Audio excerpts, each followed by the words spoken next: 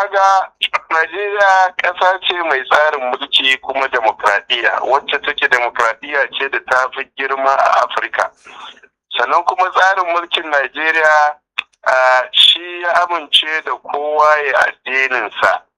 Sannan kuma waɗannan jihohi da suka rungumi shari'a ai majority ne, za ka ga 80 to 90 ko 98-99% za ka ga jihohin nan duk musulmai ne.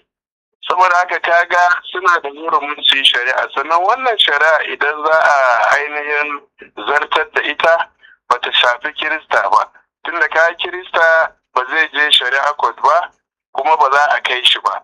Musulmi shine za a kai shari'a court, sannan kuma a ma'ana kotu ta shari'ar musulunci, sannan kuma alkali zai yi hukunci da ainihin tsari irin na musulunci.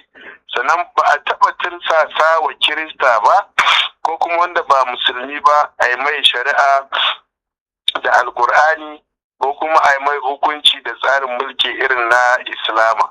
Wannan kenan. Abu na biyu kuma shine idan ya bar Najeriya ya koma ga jihohin Arewa 12, to abin ma ai da sauki.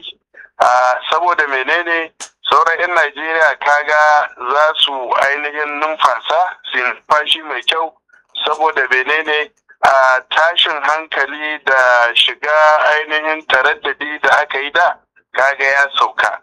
Abu na uku kuma shine Trump ba hauka ce ba da zai je ya yaƙi gwamnatocin waɗannan jihohi guda 12, saboda menene alhakin kare al'umman Najeriya ga baki ɗayan shi ya rataye ne akan gwamnatin tarayya.